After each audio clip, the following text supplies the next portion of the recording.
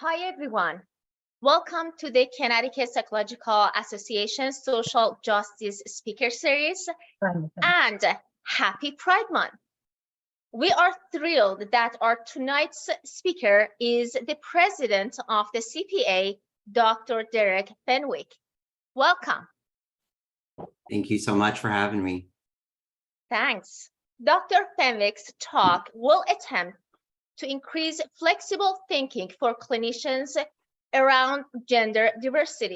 He will focus on historical perspectives of gender diversity across cultures, the current climate of LGBTQ+ anti-legislation, and best practices for clinicians. My name is Shiva, and I'm the chair of this committee. I'm joined today by our committee members, Mena, our treasurer, Neda, our marketing specialist, and Maciel, our committee liaison. And our committee's senior advisor, unfortunately, is not with us. We'll miss her. And also, I would like to say that our executive director, Dr. Butler, is among us and also helping us for this event. And at this time, I would like to say thank you to our donors. Without their help, we couldn't sustain this series. As you see here on the slides, we have different levels of donors. At the platinum level, we have comprehensive neuropsychological services, who helped us for the third consecutive year. And I'm proud to say that I'm affiliated with this company. You're a supporter, honey. Also,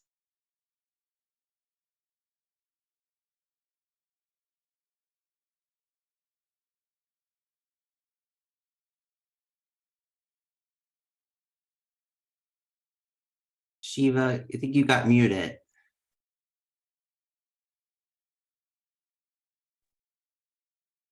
sorry, thank There you. go. Yep. So did you hear about the donors? We heard up until platinum. Got it. So one more time, in the platinum level, comprehensive neuropsychological services for the third time. And I'm proud to say that I'm affiliated with this company. At the supporter level and friends level, also you see your beautiful names. Now I'm going to turn it over to Mena to share with you additional information. On behalf of the Planning Committee, we're thrilled that you could join us this evening, and we hope that you continue to attend our future speaker sessions. The SJSS is in our third year of programming, and we're committed to combating racism, promoting community healing and social justice, and most notably being advocates for change. We're excited about the presentation from Dr. Fenwick. As a quick reminder, the CPA SJSS offers free monthly meetings to CPA members and the broader Connecticut community and our nationwide supporters.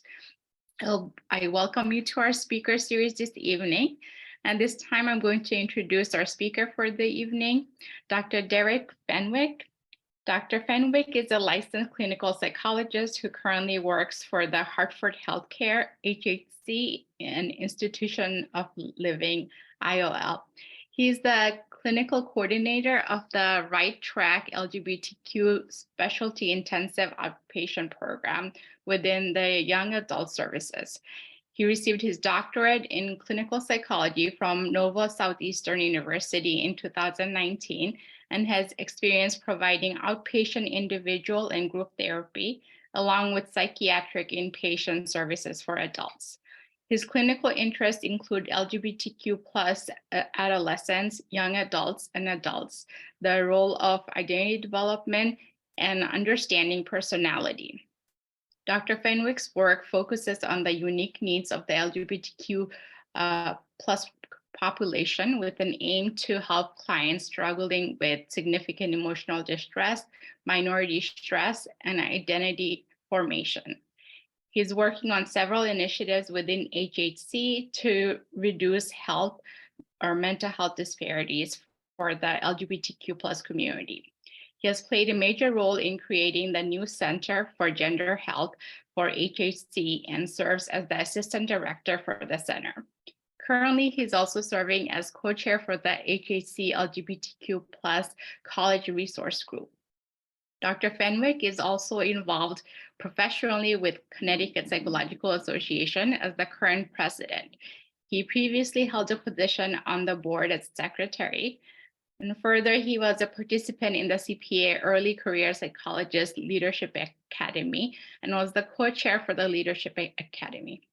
In 2021, Dr. Fenwick was awarded by the CPA with the Distinguished Contribution as an Early Career Psychologist Award. He also received the 2022 Hartford Hospital David Hall, MD, Young Practitioner Award for the Hartford Hospital medical staff. This award is given in recognition of leadership, excellence in clinical care and research, innovation, teaching, advocacy, and activism on behalf of the art and science of medicine and the Hartford hospital community. I'm turning it over to Dr. Fenwick. Thank you so much, Minna, for that introduction, and Shiva for all that you do for the social justice speaker series as well. I didn't realize that the amount of stuff that I do, that was a lot. So I'm going to jump into my talk, though. So welcome, everyone. Tonight, I'm going to be talking about gender diversity, the history, happenings, and how to help. As mentioned, my name is Derek Fenwick. My pronouns are he, him, his, and I'm a clinical psychologist and the current president of CPA. So for the agenda tonight, I'm briefly going to quickly just tell you a little bit more about myself. I'm not going to go into all those accolades and the stuff that Minna, introduced. I have a little bit of that on there, but I have other stuff that I want to tell you about. I'll go into more of the history of gender. We'll look at gender across the globe. Then we'll shift gears and look about more of the current happenings, thinking about the legislation that's happening across the United States. And then we'll end with ways to help, different little things that could be helpful for clinicians out there. So who am I? As mentioned, all the stuff at the top, I'm not going to go over again. You know that about me. It was already stated. But I did really want to highlight that, aspects of identity, I think is important in the work that I do, and also my aspect of being a gay man. I'm an openly gay man, I'm cisgender, I'm white, I'm male. So really highlighting those things that pertain to me and my identity, and understanding that I am not trans. I'm going to be speaking on some aspects relative to trans individuals, and that is not my experience of being a trans individual. And so I just really wanted to name that and really say that I'm not speaking for them, but just speaking from my experience in working with the LGBTQ population. So with that, take a moment and kind of reflect on these two quotes here. So really thinking about not all cis people, so cisgender people, behave in oppressive ways toward trans people, and not all cis people experience perfect comfort with their bodies or their gender. I think it's important to really highlight that and understand that although there's a lot happening out there, not every cisgender person is behaving in oppressive ways, and not every cisgender person experiences perfect comfort with their body or their gender. Second, gender is really one of those fundamental first things we look for or ask about or intuit in a person. Cis men, which is someone that I identify as a cis man, and cis women have the immeasurable benefit of never being thought to be mistaken, deluded, or deceptive about this very fundamental fact about their personhood. They are not questioned about it. They don't have to answer to it. They don't have to be afraid. So with that, I want you to think about if you're someone who holds cisgender privilege, if you're a cisgender individual on the call, or maybe you're not, but really thinking about if you're cisgender, that you have the access to use public restrooms, locker rooms, other spaces without having to think about it. You don't have to worry about if your gender box marker is going to be on application forms. You don't have to worry about other people getting your pronouns wrong, not worrying about educating your doctors about how to provide care. And sometimes you're the one who is actually providing more information to the doctor about your care and your identity than the doctor having that information. So there's a lot of ways to really be mindful of ways that we have privilege. And I'm aware that I am a white man, I'm a cisgender man, so I have varying levels of privilege, and just really wanting to highlight that as I go throughout my talk tonight. So my goal, and always really a lot of my goals in talks that I give, is to try to just get people to shift their thinking, shift the way that they change their thoughts on a perspective, change their overall perspective on an idea. And maybe over time, one can change their actions. So hopefully after you listen to this talk tonight, you gain some valuable information, but there's been a little bit of a shift in your thinking around gender. So first, talking about gender fluidity. Gender fluidity is not a fixed point, but it's rather a flexible, and it's able to shift depending on various factors. And this can be both within a person's internal self as well as their external surroundings. I really love that this definition that really came from a Philadelphia-based psychologist, Liz Powell, that I found, and I really wanted to highlight that. It's not a fixed point, but it's flexible and shifting. So keep that in mind. Also, there's been a lot of rise in gender fluidity, but that does not indicate that it's a new experience in the world, but that maybe there's just more language, more vocabulary available for individuals to be able to describe what's been happening to them for a long time. In the work that I do, a lot of times this is what I hear from parents. And I work with young adults. Sometimes they're 22, 23-year-olds. And parents come in and they say, well, this is the first time I'm hearing of this. Well, it may be the first time that you're hearing of it, but this individual has been experiencing this for a long time, but they just maybe did not have the language or vocabulary and the words to put to that experience. Now that they've had that language, they're able to say it and tell you what that is.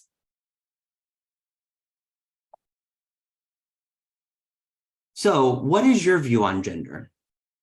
Maybe you grew up with gender being a binary, male, female, and really that is where you're at. And that's okay if you're there. But I want to try to have you think about maybe gender can be more and pushed past a binary. Is it a spectrum? I think, thinking about gender as a spectrum can be great. Really thinking about how it moves along a spectrum as well, but maybe even pushing it a little bit further and not even really thinking about gender on a binary or a spectrum, because spectrum is still that finite amount of options, but maybe it's just like an experience, someone's phenomenological experience of how they are and what their identity is. So once again, trying to move you and shift your thinking away from a binary lens to maybe more of a spectrum or an experience of what gender is. So I wanted to highlight a little vignette here from an individual that I found. This individual is from Spain, Carla Hernando. So they are an individual who really, I think, embodies the idea of gender fluidity. So let me kind of give you a little bit of this vignette here. So Carla was someone who was assigned female at birth, felt different from those who identified as either male or female. And even as a kid, Carla, they would say their mother recalled them wanting to be a boy. As they got older, however, they realized that gender wasn't as simple as just wanting to be a boy. But without a name, once again, that vocabulary or language to describe how they felt like they were just left with the default option. So I'm going to identify as female. But Carla went on to say, I was feeling like I was supposed to be a woman, but maybe that meant I was more a masculine woman. I didn't feel comfortable in that either, though. So it was just a constant not fitting anywhere. And a lot of times that's where these individuals kind of fall, this kind of in between, and they don't really know of, okay, if I have to go to a doctor's office and check off male or female, I don't feel like I fit in either of those categories. So what do I do? So it's really important that as providers as well, and I'll get into this a little bit later, making sure that you have affirmative paperwork at the beginning and the outset of working with individuals.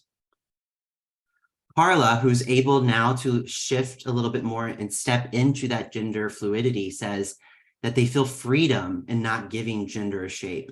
They say they express that freedom in both how they dress and how they relate to others. They also notice that there's fewer automatic assumptions that they will act out in a certain gender role when they're in, the environment with others or in social settings. And they're also better able to communicate what they want or need. In the past, for example, if a cis male addressed, Carla as being a, quote, very pretty girl, Carla would say that they might have played along or even tried to act more feminine. But today they reply to comments by stating their gender identity, saying, no, this is my gender identity. These are my pronouns. And if someone doesn't respect that, then that's a red flag for them.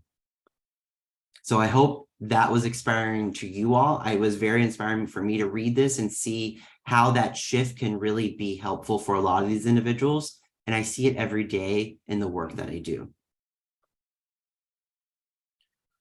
So I want to kind of move into really thinking about the history of gender across the globe. So LGBTQ individuals or intersex individuals as well have been present for many, many centuries throughout history. Here in the United States, we may not really think about or be aware of all these other identities and cultures who have various genders, but it's been present. So really thinking about and challenging the norm of what we may think is gender here in the United States. So first, kind of going to the Pacific Islands. So here, I also just want to preface, I'm going to try to do my best to pronounce some of these names. I may not do them justice, so I just want to put that out there and say that I'm going to try to pronounce some of these, but I may mispronounce, and I apologize for that in advance. So the Pacific Islands, I'm really going to thinking about individuals in Hawaii, thinking about Mahu. These individuals are individuals who were biological male or females, but they inhabited a gender role somewhere between. So they were encompassing both the masculine and the feminine. And in this society, this indigenous society in Hawaii, they also held very sacred social roles as educators. So that was a very important part of their culture. In Samoa, there's also the Fa'afini, who are also people who identify themselves as a third gender. These are individuals are male at birth, but they explicitly embody masculine and feminine gender traits, fashioned in a way that's very unique to that part of the world. And this has been recognized since at least the earliest 20th century in the Samoan society. So it's been present and it's still ongoing today. How about in Africa? So thinking about Africa, there's the Sakalava people of Madagascar. For individuals there, there's the little boys that grow up who are thought to have a feminine appearance, and they're raised as girls, and it's normal for that society. There's also the Ntandroi and Hova tribes who have a gender crossers that they call Sakrata. They, like other individual society women, wear their hair long in decorative knots. They insert silver coins in their ears and adorn their arms, wrists, and ankles with mini bracelets. So these are other examples where there's mixed genders, there's gender fluidity, there's third genders. And as we move across the globe, you'll see that even in different cultures, moving from the binary, there's other cultures that have more than 3, 4, sometimes 5 or more different types of gender in their culture.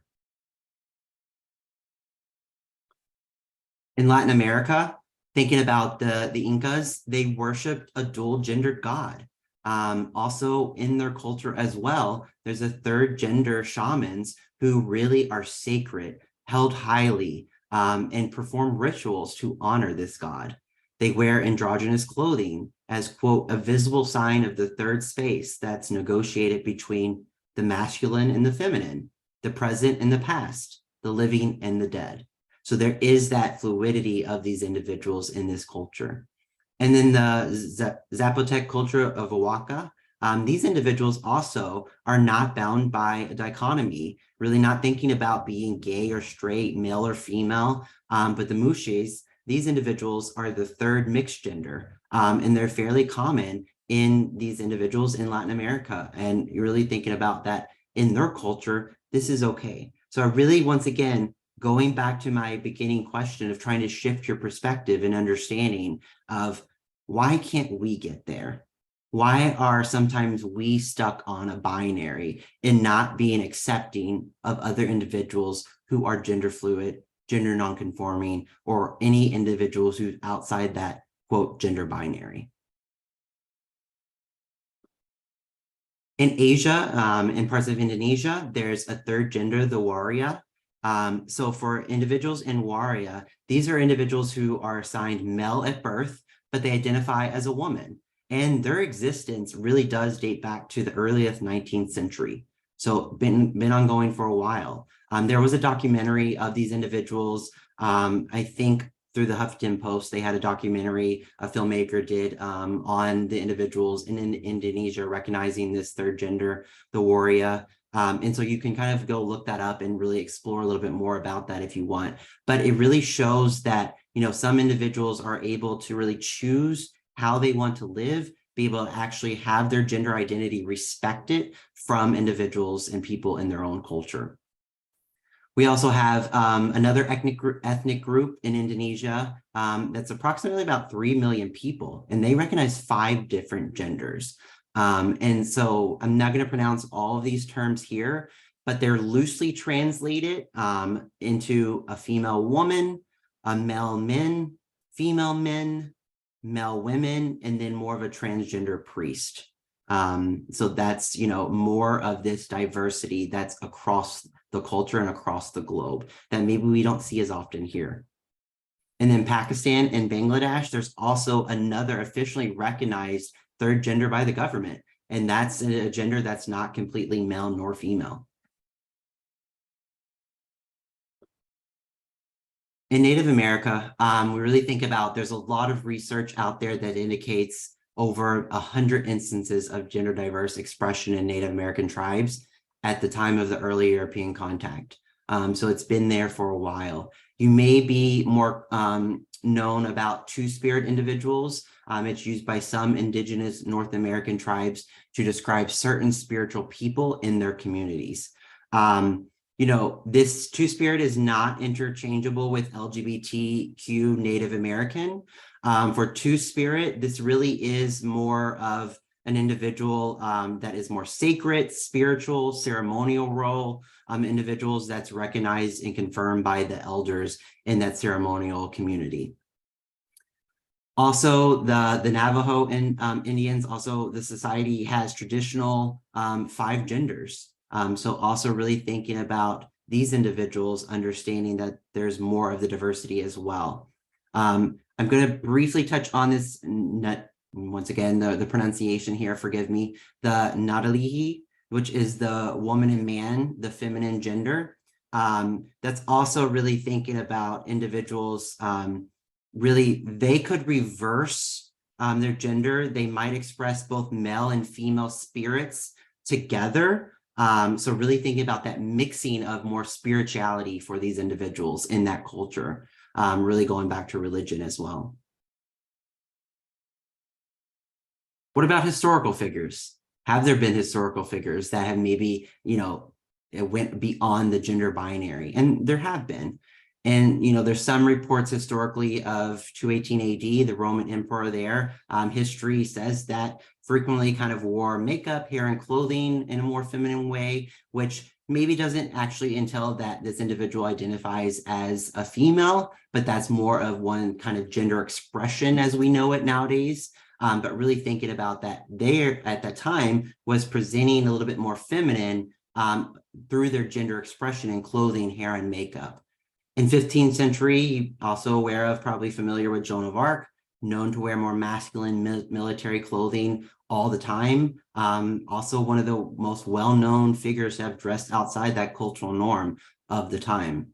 19th century, there was a diplomat, soldier, spy under King Louis XV, spent majority of her life working as a woman, and even at that time asked the royal court to be officially recognized as a woman, which was granted at that time. Also 19th century, really kind of a little bit more local to us here in the US, there was Albert Cashier, was a trans man who, known as Albert, enlisted in the Union Army and fought in the Civil War and lived up until the age of 71. So these people are out there, we're out there, just letting you know, if you have not heard about more of gender diversity, just really thinking about that where individuals exist. So I'm going to move on to more of the current happenings in the United States today. And this section, I will kind of caveat that there's some difficult things to talk about with anti-legislation. So just forewarning about that and how it really does impact LGBTQ individuals. So looking about generation-wise, I first wanted to really think about how the US is becoming more diverse around gender identity and sexual orientation. So this is a kind of from Gallup in 2020. It really shows from 2012, 2017, and 2021, different time periods of how this top green here is your Gen Z individuals. The dark navy here is millennials. The dotted red is Gen X. This other green, a little bit lower here, is baby boomers. And then the dotted blue is traditionalist. But you can see that there's a large jump in the younger generation identifying as LGBTQ. And I think I just saw a recent study that shows that the US is the oldest that we are at the moment right now. I think, I guess mean age wise, I didn't fully look at the study, but I did see it come out. But I also know that more and more the younger generation is identifying as something other than heterosexual and straight.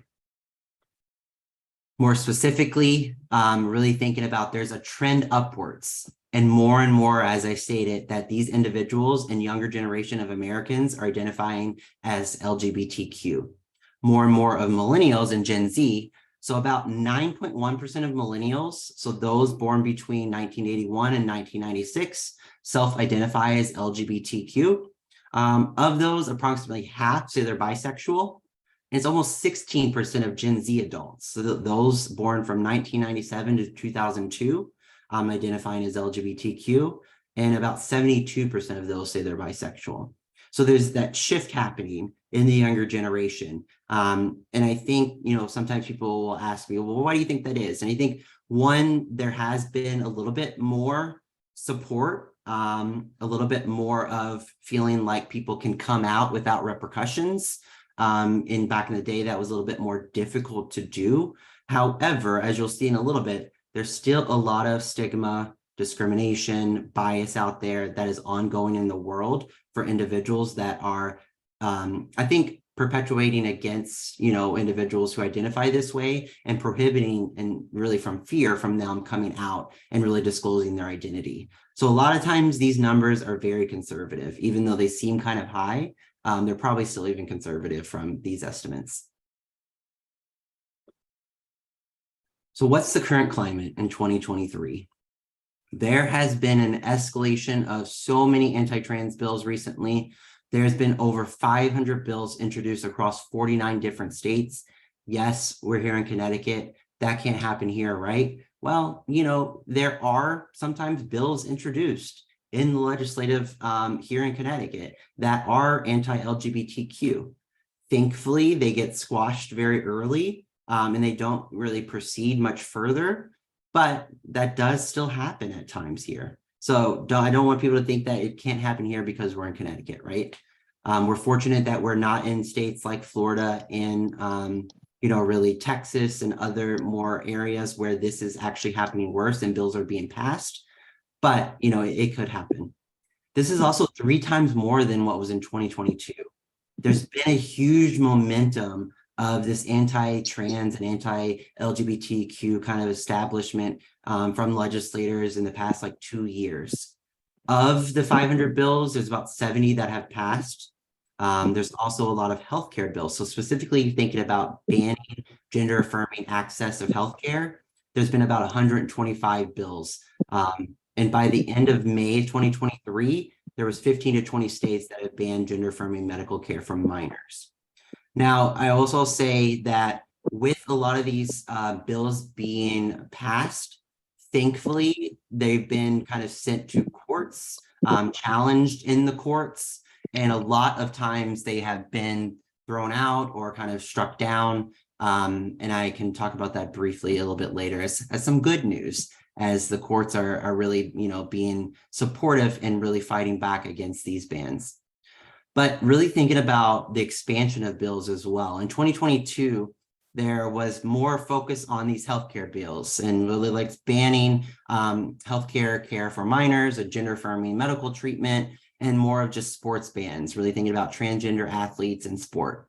Well, 2023, it was kind of like more, let's just add more anti-legislation. So there's sports bans, then there was healthcare bans as well. Now we're throwing in drag bans, curriculum bans, as you've seen in Florida. The bathroom bills have resurfaced from like 2015, 2016.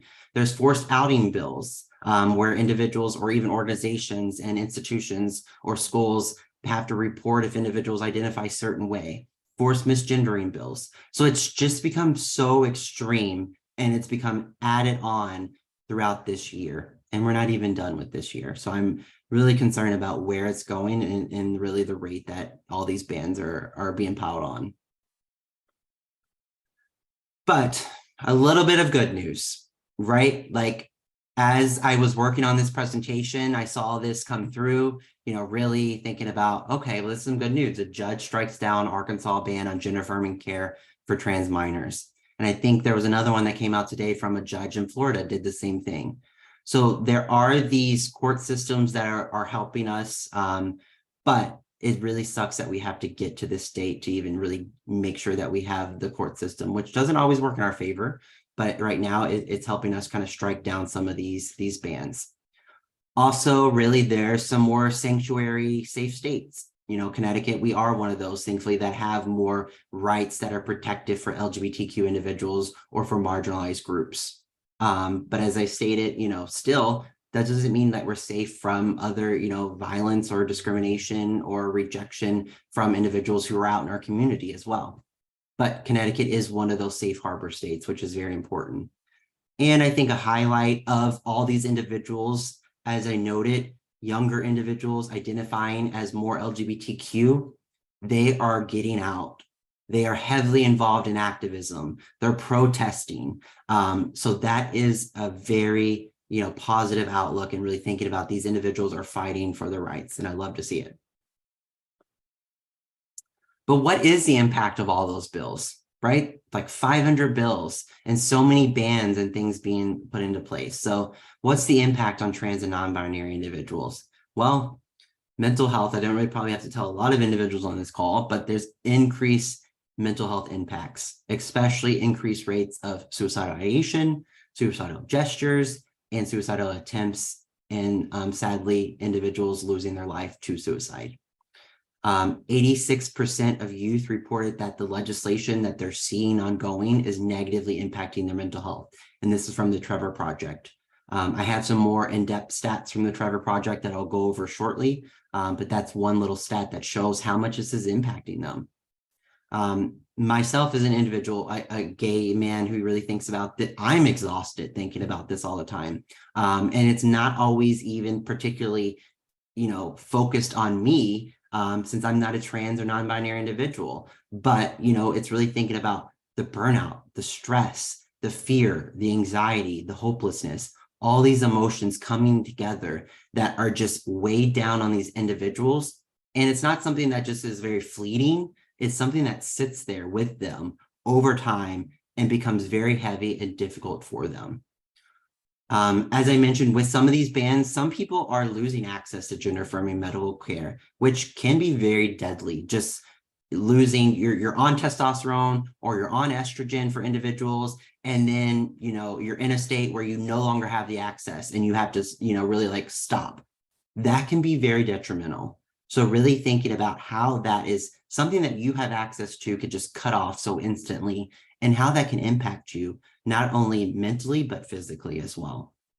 There's also a lot of just physical harassment and violence that's going on in today's society and world. Really thinking about more of the drag performers. And, I love to go to drag performances and drag shows. I think it's phenomenal artistic work that individuals do. but it's also like, now that I go to them, I really think about who could be here, who's in these drag shows, in the, the community, in the audience, because, there's a lot of, establishments of individuals who are trying to create fear, who are outside protesting, and really trying to create some hate and violence toward individuals in this community, especially nowadays toward drag performers. The mental health data, there's 40% of trans adults reported at least one suicide attempt in their lifetime. 40%. It's 4% compared to cis adults. That's 10 times. Black, trans, femme, and non-binary people are 2.4 times and 3.4 times more likely to die, respectively, compared to the Black cisgender women and men. And overall, adult trans people have 2 times the mortality compared to their non-trans counterparts.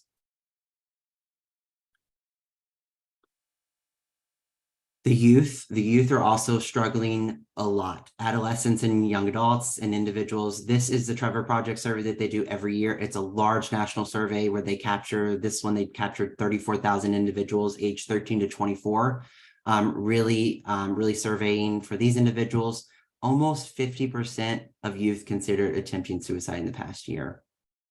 Half of youth don't want to be here because of everything that's going on and all the anti-legislation, all the discrimination, the minority stress, the anxiety, the depression that's going on, that is coming from them not being able to live authentically who they are and who they know themselves to be. But I will say one thing that you can do is be that support. So the second box here, LGBTQ youth who felt they had high social support from their family reported attempting suicide at less than half the rate. So if individuals can respect one's name and pronoun, you can be that social support for someone. You can reduce the rate of suicide and suicide attempt, which is huge. If anyone wants, access to this, just kind of look up LGBTQ Youth Mental Health Trevor Project Survey. You can come up. It's very interactive. It's online. There's a bunch of different areas. You can look at like housing, discrimination, mental health. So feel free to go on and look at that. It's a great resource to access and to peruse. So what's the impact on family now of this anti-legislation that's occurring throughout the United States? Well, families are having to uproot and leave their home state. I've heard of so many individuals who are actually coming to Connecticut through the Center for Gender Health. We have people who are actually trying to access care from outside Connecticut. They're looking for different places they can go. Sometimes family have to uproot and move their whole life from their community, from individuals that they've known, just so that their children can be safe from these laws. Some individuals are just staying put in their home state, but traveling long distance, hours, to get the care that they need and to be able to access it. So that is something that is ongoing. And the impact on parents to have to make that decision to uproot their families, leave their community and the people that they know, it's tremendous on them. The idea that they have to do this and really think about, but sometimes for them, there's no other way. I've also heard stories of where parents have really sending their kids to live with relatives in more affirming states, or grandparents who are more affirming states. So this is ongoing today. There's also longer wait lists in states that don't have bans. And most of, really, I think I can kind of talk about more of my work. I mean, a lot of the youth and young adults who are looking for gender affirming care are waiting 12, 15, 18 months to access hormones or get on puberty blockers. There's a long wait list. And as more of these individuals are leaving states where there's bans, the wait list is just going to become longer. There's also parents being investigated for child abuse in Texas, just because they're trying to get care, gender affirming care for their children. They're trying to do right by their children and be a supportive parent, and they're being investigated for child abuse. And there's also, I don't know much about this law in particular, but I know that there's something where in Florida, where an unaffirming parent can take custody of a child in Florida from a more affirming parent if they feel like they're being risked or being harmed per se because of gender affirming care. How about impact on the provider? There's increased threats of violence and harassment. I don't know if people have seen about, in the past, about the bomb threats to Boston Children's Hospital, where they have, a youth transgender clinic, the GEMS clinic there. There's been bomb threats. Individuals and providers are receiving threats to their personal email accounts.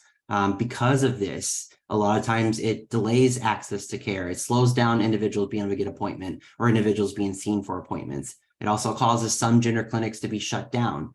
It also may cause some providers to stop practicing. One, because they're afraid they could lose their license, but also because they're afraid of possibly being harassed or worse from individuals who are really reaching out to them and emailing them all these threats. So overall, kind of thinking about the general unique or the barriers to access of care for the LGBTQ or trans individuals, there's a lot of like the personal barriers, stigma from society. I don't want to go in because I'm afraid of, what the doctor might say or how they might misgender me or use my wrong name and pronoun. They don't have a lot of understanding. That also kind of goes into a little bit of the structural of the provider expertise and knowledge, insurance and policies that aren't always updated, the laws that are coming out that aren't thankfully in this state all the time, but other states, and then just more of the financial costs as well. There's a lot of barriers for these individuals to access care. Costs for hormone replacement therapy, gender affirming surgeries, if it's not covered by insurance. So we are in a crisis because of all of this. The Human Rights Campaign, in their 40+ year of existence, first time ever that they declared a state of emergency for LGBTQ Americans, really issuing a warning sign and really thinking about before you travel, before you go to different states, look at the laws, look at what's enacted, because unfortunately, if you identify as LGBTQ, you may not be welcome there in certain parts, or if you do, it could be difficult for you. So this is a crisis and we need to figure out how we can combat this. I love this quote here from a senior research scientist of the Trevor Project. So I'll always put this in here. So really thinking about, although our data continues to show high rates of mental health and suicide risk among LGBTQ young people, it is crucial to note that these rates are very widely based on the way that youth are treated. So this is something that is coming from outside. It's not something wrong with them. This is their identity. This is who they are. And they're not able to freely live authentically because there's so much stigma and discrimination from the outside, the external. And because it's the way that they're treated, that leads to all these mental health concerns. So if we could just live, and it's going to take a long time, I think, it's going to, be a little bit before we get there, but allowing people to just live how they want to and respecting that in whatever way it is. So moving on to how to help. How can you help? What can you do? Well, I think one of the biggest things that I talk to a lot of my patients about, and really, especially working with adolescents or youth or young adults, is find your joy. Find the things that bring you joy, whether that's going to the ice cream shop, wearing your first binder. And it really is amazing to see individuals who have never had a binder before. And a chest binder is something that really binds the breast to really give more of a masculine viewpoint of a chest, so that when someone sees you, sometimes quickly individuals may identify someone with breasts as, quote, female. And if you don't have breasts, they may be more likely to identify you as male. So if individuals who are trans men, they may wear more of a chest binder to reduce their breasts so that they're, not really quickly identified and can actually kind of pass.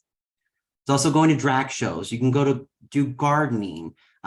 This is really just about finding your joy. And even though there may be bad things occurring in the world, that you can still add that joy and focus on that joy in your life. And that really helps create a supportive environment and a place where people can thrive. There's been times where, patients may say, well, if this thing gets enacted, I'm out of here. I can't live here anymore. And, I feel like we heard a lot of this, especially around, more of the presidential campaign and things around that nature of like, if this happens, I move into a different country, right? But, with all of this anti-LGBTQ or trans legislation, thinking about like, if this happens, I'm out of here. When you're working with clients or individuals, there's that level of kind of fear and mistrust and weariness that's going on about, well, all these things are being enacted and they're targeting me. They're targeting who I am and my identity. And in reality, that's it's an adaptive response, right, to the current climate of what's going on.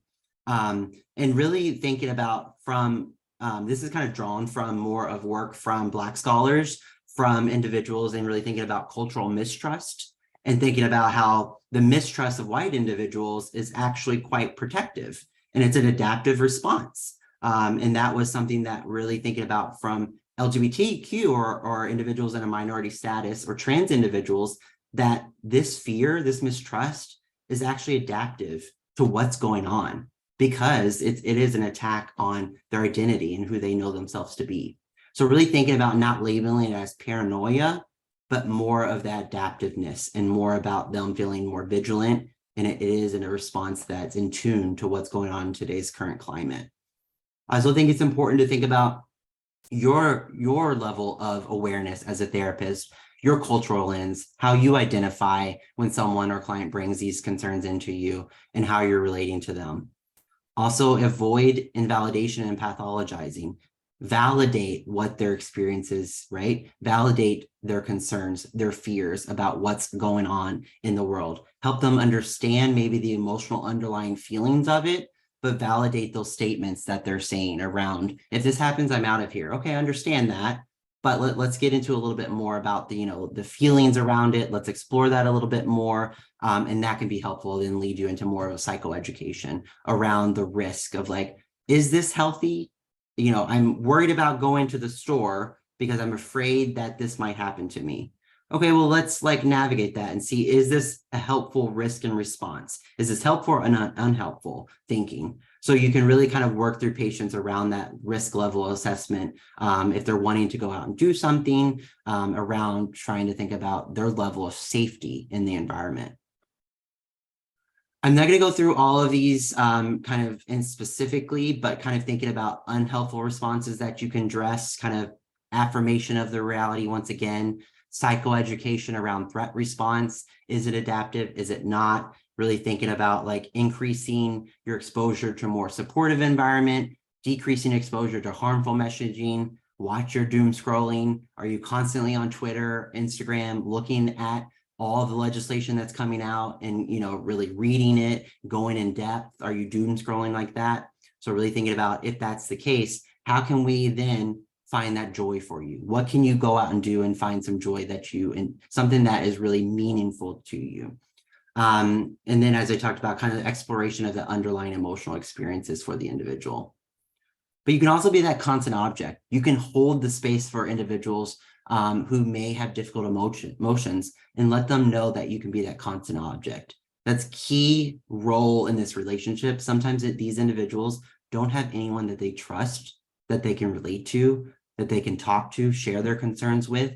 So you can help them build that trust, build a relationship, and help them understand difficult emotions that are ongoing. Briefly talked about minority stress and really thinking about this comes from Meyer and really thinking about minority stress really is for anyone with a minoritized identity, but in the context of LGBTQ individuals, really thinking about for minority stress for these individuals, there can be the internal events such as kind of self-loathing or internalization. So internalized homophobia, internalized transphobia that occurs because they're constantly bombarded with the stigma and discrimination that they start to truly believe it about themselves and their identities. There could be these external events, more of that victimization and violence that is occurring against these individuals, or that over concealment and family rejection, not feeling like they can actually say who they are, aspects of their identity, and they have more family rejection. And my hope is that, and the way that I think about this is moving them from this to more of resilience, which is key. having them more of access to understanding social supports. Where can they reach out and find supports? Is it a support group? Is it PFLAG in their area? Is there different things that they can go to? Is it just like a game night where it's just LGBTQ individuals that they can go have fun and socialize? Is it more of that community connectedness, going to different, maybe it's Pride events with Pride Month. There's so many Pride events occurring throughout the state, and going there, you get to feel the connectedness and understand that you're not alone in this world and that not everyone is bad. All right. So kind of moving toward that resilience piece, more so on resilience, because this is a big thing about empowerment, helping them empower themselves, set goals, take actions. Once you can set those goals, that goal achievement leads to more sense of purpose and accomplishment. It leads to them feeling more resilient over time. Also taking care of your physical and mental health. We know that's important. Investment in other areas of your life as well. Anchoring in histories and international stories of resistance, understanding the past. Where have other people fought and really standed against this that's going on? This isn't the first time it's occurred. There's been other resistance out there. What has occurred? And then I briefly wanted to talk about this idea of radical hope. So this radical hope, it's a wonderful article if you want to look it up by French et al. 2023. And there's many variations of really thinking about this. But first, hope is essential to any political struggle for radical change when the overall social climate promotes disillusionment and despair. Hope is critical. But radical hope here, and radical hope really stems from this kind of understanding of individuals in BIPOC communities. And I think it can be really drawn to thinking about individuals, the LGBTQ community as well, because you're thinking about this collective orientation. And the collective orientation is really thinking about the past and the present, really thinking about what was the memory of past kind of resistance in the past and really honoring that. But what am I going to do in my community to give back now? So there's that past present piece of the collective orientation. There's also kind of a past present piece of the faith and agency. So faith around like the belief that things are going to get better. Like that hope piece, like I believe that we can do better and the world can do better. But that agency piece is actually like your autonomy and your action of getting out in the environment and helping make the world better. So there's this piece that really goes on. And I think there's aspects of this as well of like, embracing the pride, resisting racism, envisioning possibilities, making meaning and purpose. And then a new addition from this piece here, this article was valuing self, which I think we all know is so important to have balance, have self-care, really take time for yourself and value who you are. And that's also a big component of, the value in self as well, or the radical hope. So ways to advocate. How can you advocate? Well, you can vote. You can call, email your legislators. You can get involved with CPA if you want. We have legislative committee who really works on a lot of stuff. You can provide testimony. Go out to protest. There's protests occurring all the time. Volunteer your time. There's Pride events. I believe this weekend there's a Pride event in West Hartford if you live in the area. And I think on Sunday there's one in Stonington. There might be others across the state, but I know those are two that are happening. Donate.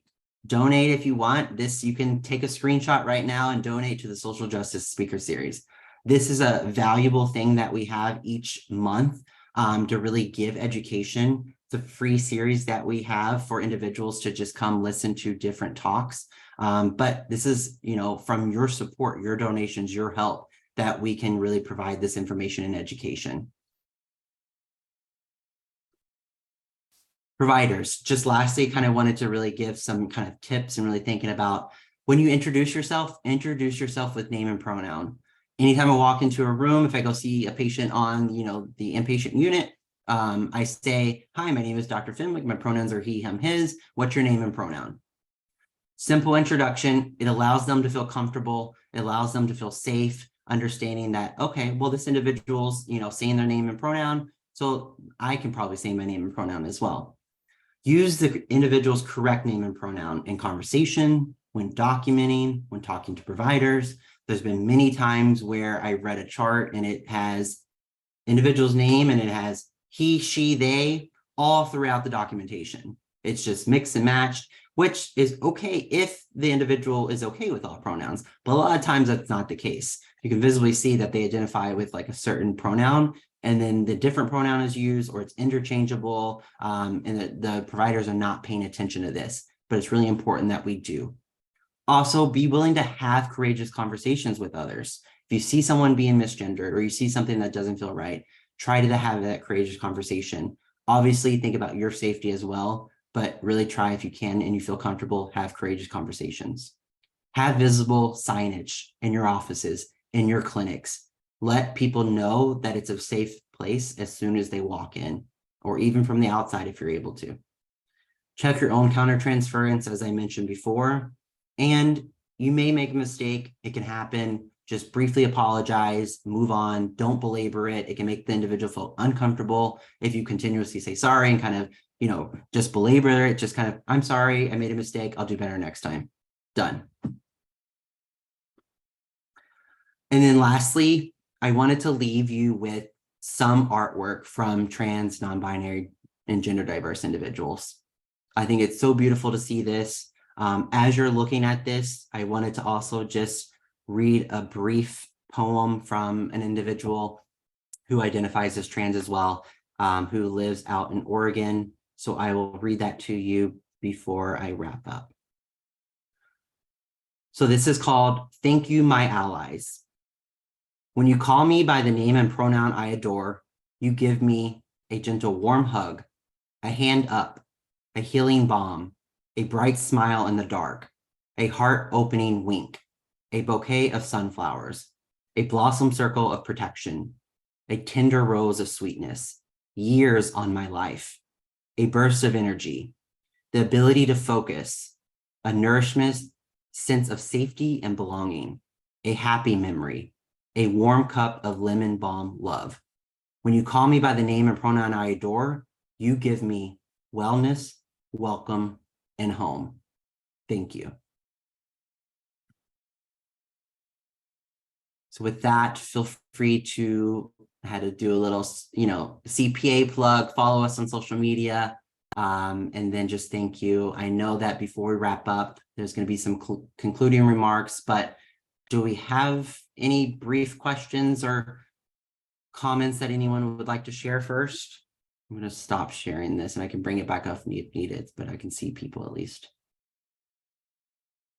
Hi, can you hear me? Yes. Okay. First of all, thank you for an excellent presentation. I appreciate it. On a very positive note, as many colleges and universities, health insurance provide gender-affirming surgery and also hormone replacement surgery. I'm not suggesting go to college for this, but hey, if you're there. Yeah.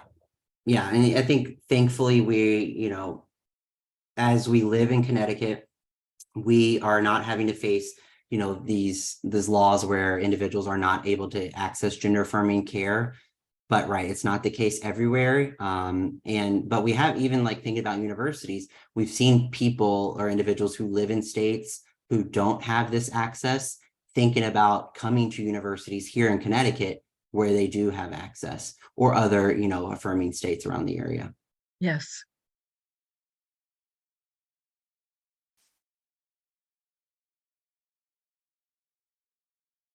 Any other questions or comments? And I'm sorry, my name was Suzanne Dowling, and my preferences are she, her. Thank you, Suzanne. Nice to meet you. Same here.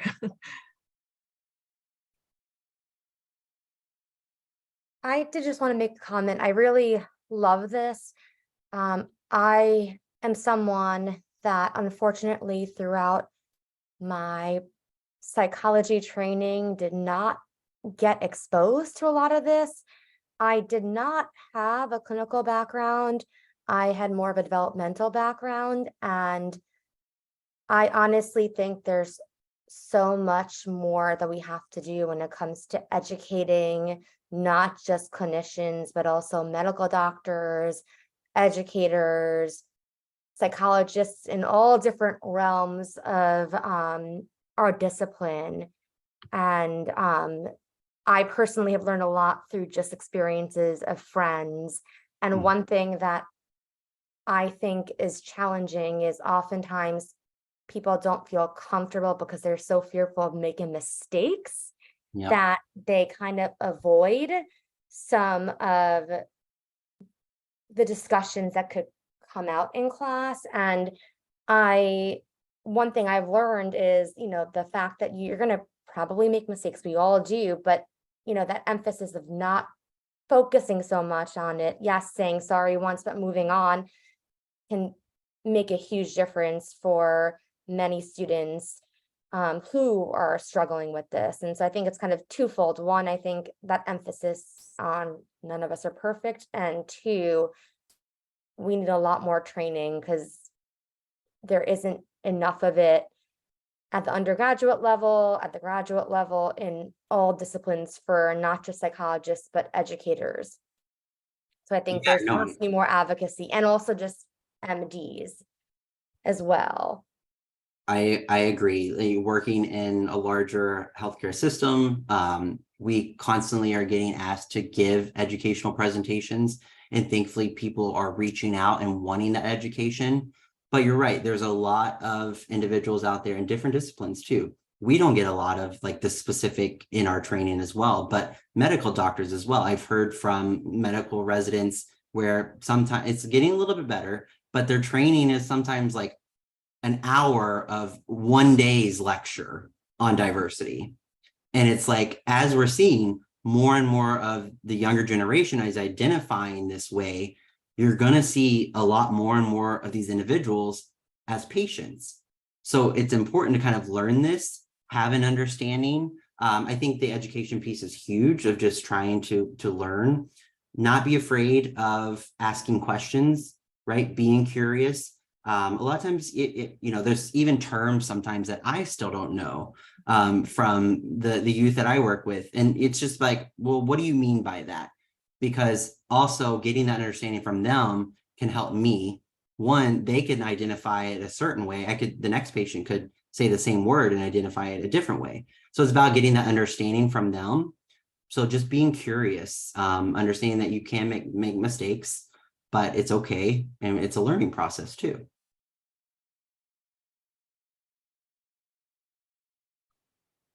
I believe there's a question in the chat that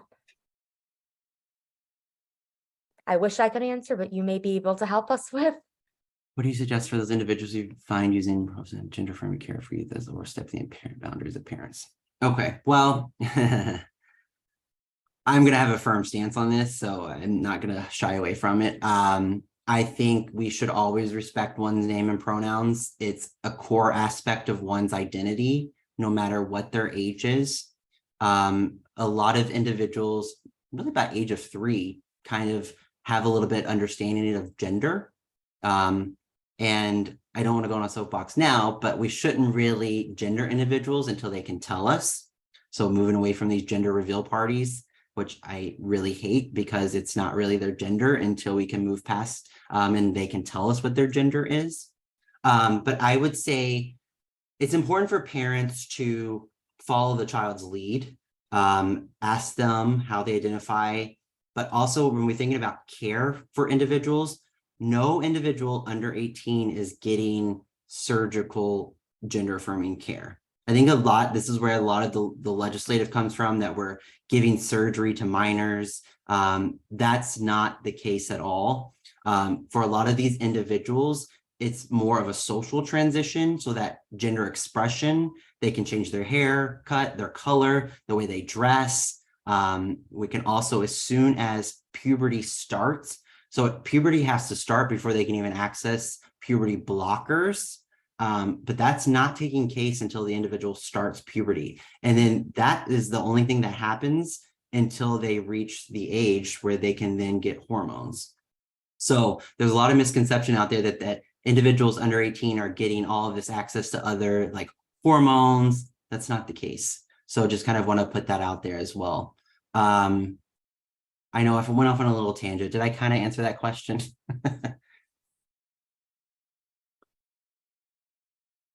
Thank you so much for tonight's event, for all the information. We really enjoyed Dr. Fenwick, and thank you for accepting our invitation for tonight.